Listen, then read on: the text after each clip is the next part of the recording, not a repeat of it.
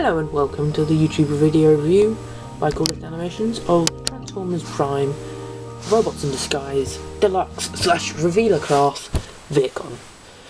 Now, for those of you who don't know, the Vehicon, or less commonly known as the Eradicon, due to early namings and stuff, is the canon fodder of the Transformers Prime universe and is sided with the Decepticons. Now, we don't know much about them, whether they're droneless or drones or whatever. They have spoken quite a couple of times now, so they seem sentient to a point, depending on what bios you read, etc. And also there's multiple versions. This is actually the car Vehicon.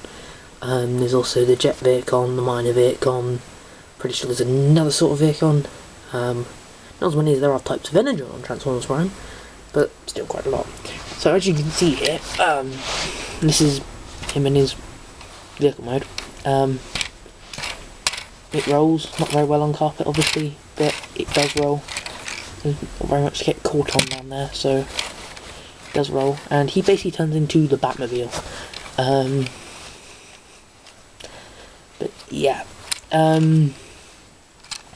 Yeah, very nice little compact car mode. You can't really see much stuff. Don't know if the camera's going to pick this up, but you can see a couple of you can see in there a couple of strenuous details, but they do kind of mould / line up into some weird looking seats, which is pretty cool. But yeah, so size comparison wise, here is next to the two other P.R.I.D Robots in Disguise Deluxe class cars that I have, Cliffjumper and Wheeljack. He's very much more Wheeljack sized than Cliffjumper, although he is smaller than the two. Get into why for robot mode and stuff. Well, not why, but what's cool about him. Obviously, being a P.R.I.D figure, he is slightly smaller than your general deluxe car figure, but you know. Alright, so that's Wheeljack, Cliffjumper. But yeah, accessories wise, he does come with one weapon, a rather large version of the show weapon. It's got a peg here, which means he can peg it onto one side there, or one side there. He also, I didn't realise this, I knew this at first, but it took me a while of working out how to get it on, and I just realised I just kind of had to force it on. But there are two clips right there and there. I'm not sure if the camera's going to pick that up, but it'll pick up the whole. And a clip point right there. It allows you to do a more show accurate mounting of coming out the bonnet like that. And that is both sides, although I think it looks slightly better on this side with the point aiming in rather than the point aiming out. But yeah, pretty much all for car mode. Spoilers, slightly adjustable. Now, oh, and also there's not very much kibble underneath. Things in the back of his head. Parts, that's about it, and hands slightly. But anyway, this guy has a very cool transformation, which I'm just going to take you through right now. So, to start that off, what we're going to do is we're going to come back here, split these two sections off to the side, and then we're just going to take the top half of the car here, fold it forward, and that's going to be his legs basically. You want to flip out these two sections, it's going to be the front of his legs. Very cool.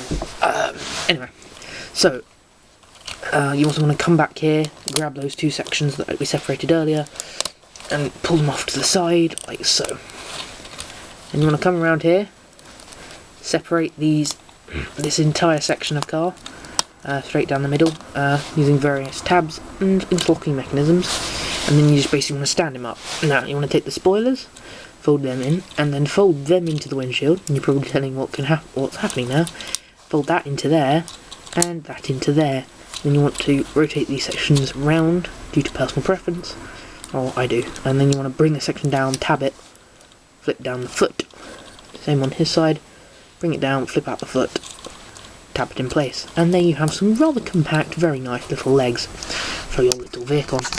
Now, what you want to do with the arms, much simpler. You basically want to come here, pull them out to the side, flip out the hand. You will notice that he has rather weird elbows, which put me off the guy at first, but I thought, whatever, it's retail, I'll get him. I think I got him for less from retail, actually 10 quid. And then reveal a gimmick, you pull in this section, his head pops up, you fold that piece down, and then you have the Vehicon in rope.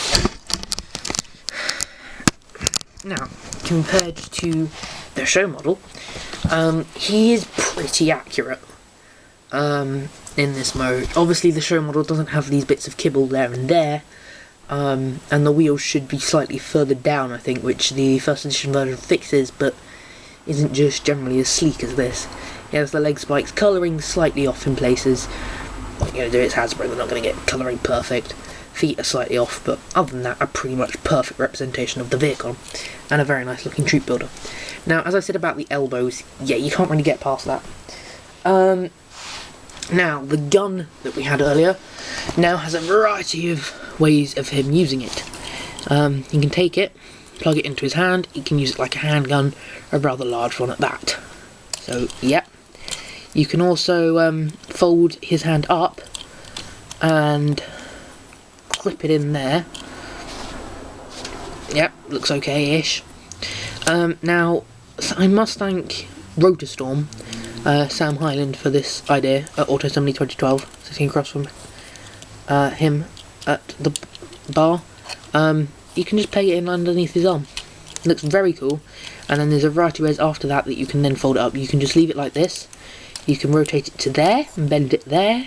You can then rotate it even further on that joint, bring it to there, or my favoured version, fold it basically up into car panel mode and then bring it round so that it looks like it's actually an arm piece. So yeah, while I'm on the point of stuff, Vehicon is very articulate.